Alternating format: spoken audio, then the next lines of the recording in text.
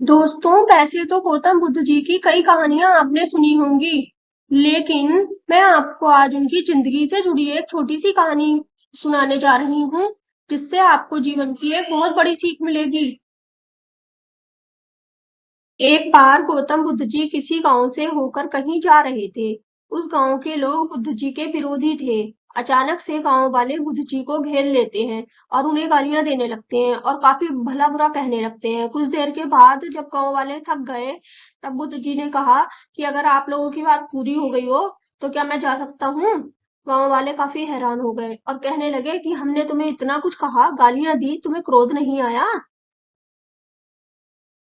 जवाब में गौतम बुद्ध जी ने कहा, तुमने देर कर दी। अगर 10 साल पहले तुमने मुझे गाली दी होती, तो संभव था कि मैं तुम्हें बदले में गाली देता, और अगर बात आगे बढ़ी होती तो तुमसे लड़ता भी। अब बेशक तुम मुझे कितनी भी गालियां दो, मुझे कोई फर्क नहीं पड़ता। सिर्फ गाली देने से नहीं होता, लेने वाला भी तो होना चाहिए।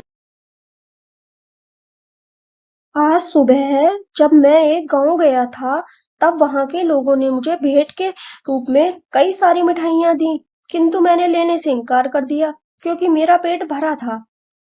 गांव वाले मिठाई वापस ले गए। अब बुद्ध जी ने थोड़ा रुककर कहा कि जो लोग मिठाइयां वापस लेकर गए, उन्होंने मिठाई का क्या किया होगा?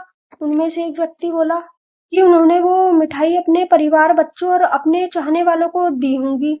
तब बुद्ध जी ने कहा कि जो गालियां तुमने मुझे दी, मैंने वो नहीं ली। अब क्या तुम वो गालियां अपने परिवार, बच्चों और चाहने वालों को दोगे? सारे गांव वाले बुद्ध जी की यह बात सुनकर शर्मिंदा हो गए और उसी पल से बुद्ध जी के शिष्य हो गए। यह था बुद्ध जी का चरित्र, जो दुश्मनों को भी दोस्त बना लेते थे। आशा करते हैं कि आपको यह कहानी पसंद आई होगी।